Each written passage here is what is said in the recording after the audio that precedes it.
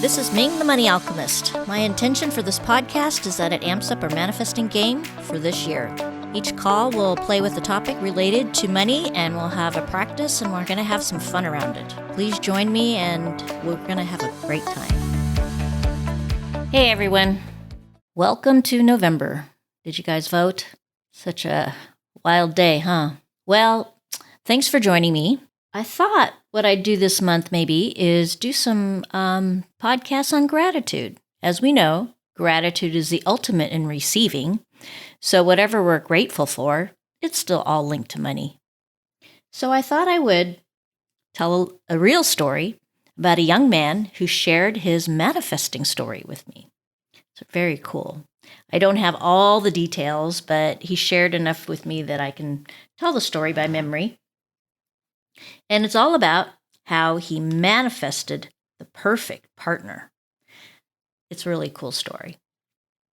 So he's a college kid, and he sat behind her in class for a long time. I think it even was like a year.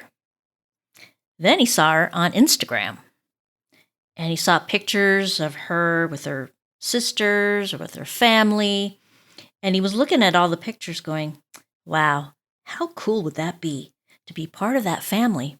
Or what would it be like to be in that picture or something to that effect? You know, he was using his imagination, which is key, right? And his intention. Then he said, I think it was a few days later or whatever, he said, it's happening. And I told him, I said, that's an actual energy that I like to play with. It's happening. I used to wake up in the morning and say to myself, it's happening. I didn't even know what was happening, but I know that it was going to be good. So if you wake up and you just say, it's happening, it doesn't matter what is going on in the world. We co-create what we want to create. Even with this election, we create what we want to create. If you want peace in your life, create the peace in your life. And so when he created that, or he tuned into or aligned himself with that it's happening energy, he said he talked to her and he just wouldn't let go. He just kept talking to her and talking to her and talking to her. So, well, you know the ending. They're together. And when I saw them both together, you would have thought that they had been together for a couple of years. Turns out it was only 8 months. And it was really amazing to me. They just fit really well together, even energetically. I looked at their astrological natal charts, and I was so blown away by how compatible they are on every single level. I was like, oh, you guys shared past lives together. No wonder. So what's amazing is that how he just focused on what he wanted. He didn't push the agenda. He didn't try to manipulate the situation. He just envisioned himself, envisioned what he wanted. And he felt the feelings. And he looked at I love that. He just looked at the picture of the family and said, wow, wouldn't that be cool, right? No agenda, no pushing, no coercing.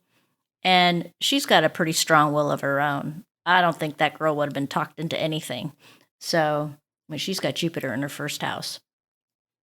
And it's just so cool.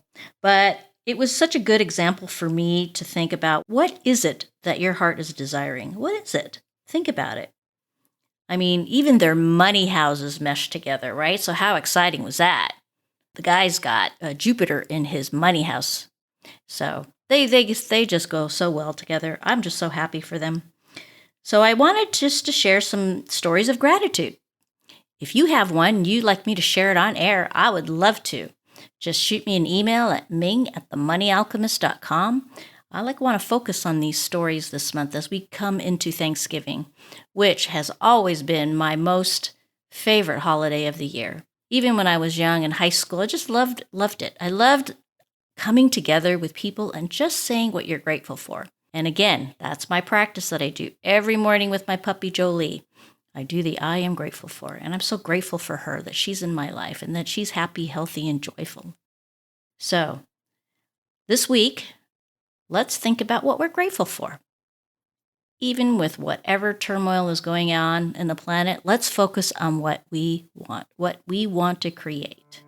Thanks for joining me, and I'll see you next week. Thanks for joining me and listening in. Please go to manifestbluemoney.com for a free chapter to download from my book, Money Blues to Blue Money. See you next time.